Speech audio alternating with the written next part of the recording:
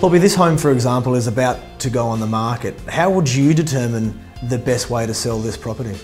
Again, you come back to, okay, let's do a sort of a three-tier process. We have a look at the market, we have a look at our competition, and we have a look at price. If we have not a lot of competition for this type of home, so if this might be 4 beds, 2 baths, if there's only 1 or 2 others on the market and there's still a bit of opportunity and timing for an auction, then you might go down that path. If there's 3 or 4 that are on the market that are similar, that are going to be priced less or are priced very competitively, then you need to do the same. So you need to, it's more about coming back to, okay, what's on the market and what are we going to be up against, what's sold and what sort of price bracket we're going to be in, and then work it back from there. Courtney, what characteristics make for a good property manager? You must feel that you can trust them, and you must feel that they respect you and that you can respect them. Okay. Again, gone are the days where property management is just a paperwork role. It's an out there customer service, bubbly personalities. That's how you get good tenants in your properties. You really have to feel as though you're going to be comfortable with your property manager, that if you call them, they're not going to ignore your call, they're not going to pretend that you didn't call. You really need to feel as though you can build a rapport with that property manager over a period of time. Sure. What problems with the home is the property manager responsible for? They should be your only point of contact to the property. They should be able to do everything on your behalf with the property, organising maintenance. They should be paying all of your bills for you.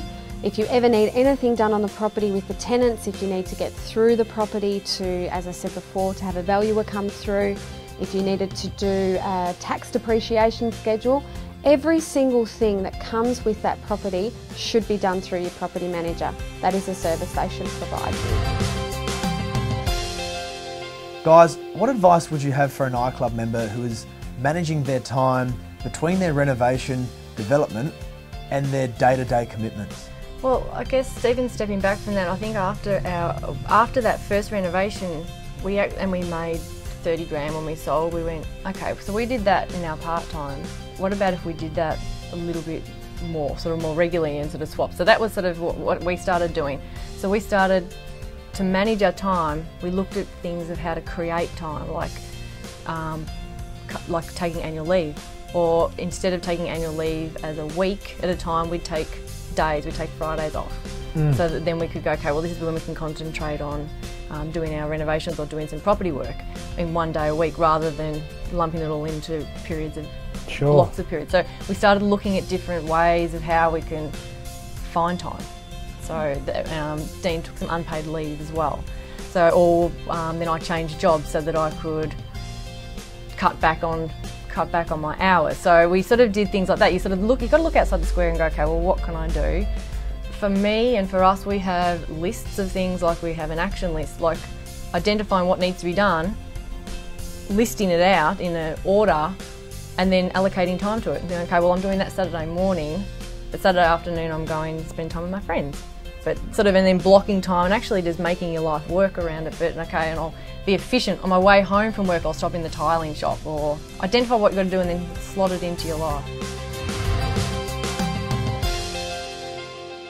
Now, let us introduce ourselves, tell you a bit about our situation. So I am person A, and I look at person B and look at you and say, how can I make sure this guy's got the skills to be able to pull this off? Okay. Well, the due diligence process is going to be much the same. We want to understand, has person B done this before? Who did they do it with? What did everyone say about it? Was it done on time, on budget? Can we do a drive past, have a look at the property, make sure it looks what it was supposed to? Just a bit of background checking. We want to have a look at this project as well, make sure it makes sense. You know, maybe talk to a couple of friends and get someone to run an eye over the budget, make sure it's what it should be, and again, go with our gut feel.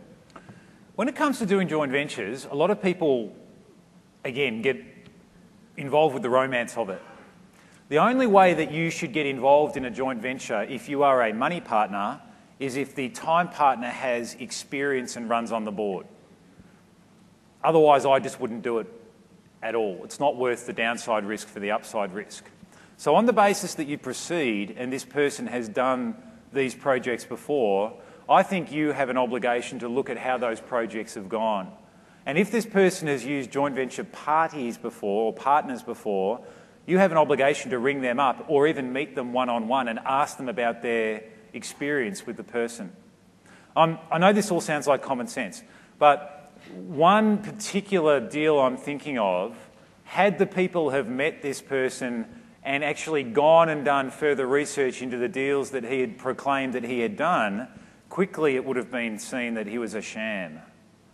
But they just said, oh, that sounds good, and figures were presented in the best possible light and budgets and would ifs and could be's, and all right, that all looks good, and away they went.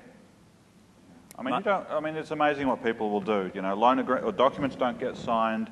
In one case, the property was never purchased. It was funded by the joint venture partner all the same. You know, someone had no skills or experience. Project ran hopelessly late and over budget. Basic due diligence does not get done too often. So you need to make sure that either the time, it's not so much a problem with the money partner. They've either got the money or they don't. You don't buy the deal until the agreement's struck and you can see the money. You don't get involved in that relationship. But you want to make sure the person who's actually going to be doing the investing and managing the investing has the runs to pull it off.